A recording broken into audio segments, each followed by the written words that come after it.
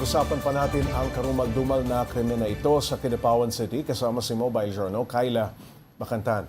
Kayla, ano raw ang paalam ng biktima? Saan daw siya pupunta? Oo, nung umagang din yun, no, Pops J, ang pagkakaalam ng mister ng ating biktima, kikitain nga niya itong bumili ng kanyang sapatos, na pinost niya online. Okay. So, upon checking dito sa kanyang Facebook account, Pops J, nakita natin na maraming interested, maraming nag-comment at very responsive din itong ating victim sa kanila. So, isa yan sa tinitignan ng ating mga otoridad, yung mga nag-comment or yung mga nagpakita ng interest doon sa kanyang pinost, kung sila ba ay may connection dito sa krimen dahil nga yun yung kanyang sinabing pupuntahan o yun yung pinaka-errand niya nung time na siya ay nakitang wala ng buhay. Kayla, saan natagpuan yung mismong sasakyan at paano na-discovery yung bangkay ng biktima? Yes, Pops J, kagaya nung mga usual na cover natin, ito ay nasa gilid ng kalsada at nakaparada doon kung saan wala talagang mga dumadaan masyado at walang mga bahay or kahit anong establishment.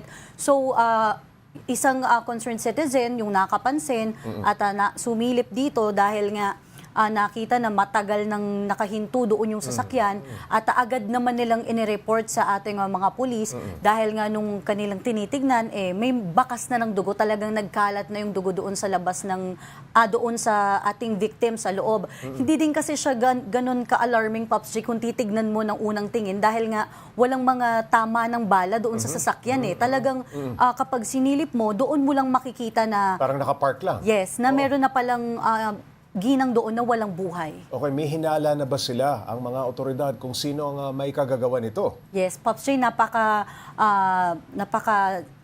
higpit nila ngayon dito sa paglalabas ng kahit anumang detalye. Yes, actually, karamihan ng mga detalye na ating nakuha, nakuha natin yan sa local media, sa mga panayam na ibinigay ng mga kakilala at sa ating ding sariling pagsasaliksik. Pero yung mismong galing sa Kidapawan City Police, talagang ayaw muna nila, Pops J, na magsalita dahil nga ang iniisip nila, ayaw nilang makompromise yung ating yung kanilang investigasyon. At malamang kasi, Pops J, kung ganito, kahit hindi nila sinasabi, malamang meron na talaga silang person of interest. Base yan sa ating napapansin. And Kayla, nagbebenta lang kamo ng sapatos itong biktima bago makitang wala ng buhay. Posible raw bang customer ang may kagagawa nito? Oo, Pops J, isa yan sa napipisil din ng mga kakilala ng ating biktima dahil nga walang force of entry doon sa sasakyan. So yun yung isang parang theory nila na nasa loob at kausap nitong biktima yung suspect dahil nga nakita na napakalinis pa nung labas nung sasakyan nung na-discover yung kanyang bangkay. Pero yung mga kaanak, wala din sila sa ngayon kasing maisip na parang pinakamotibo. So, syempre lahat ng aspeto titignan at yung personal na galit, yan yung isa sa madalas na pinakamalaking factor kasi sa mga ganitong uri ng krimen. Kayla, ano ba ang pagkakakilala ng mga tao dito sa biktima? May mga banta na ba sa kanyang buhay bago itong krimen? Yes. Yung sa banta, Pops J, hindi natin yan nakumpirma doon sa kanyang mga kaanak. Pero etong ating victim, mapapansin mo talaga na napakaraming nagluluksa para sa kanya, lalo at isa siyang profesor.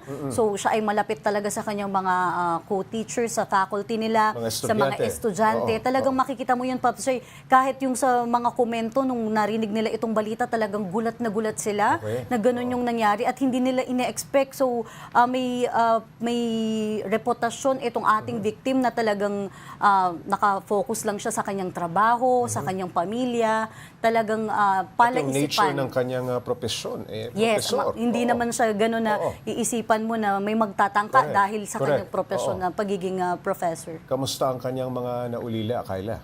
Oo, sa ngayon, Pops J, kita natin, kahit na hindi natin personally nakausap dahil sinasabi nila yung pagkabigla dito sa insidente at dahil kahapon lang, Pops J, so napaka-fresh pa sa kanila nung balita at hindi pa rin nagsisink in sa kanila na hindi na nga naisalba.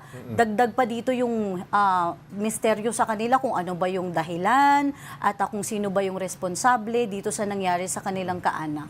Maraming salamat, Mobile Journal, Kayla Makantan.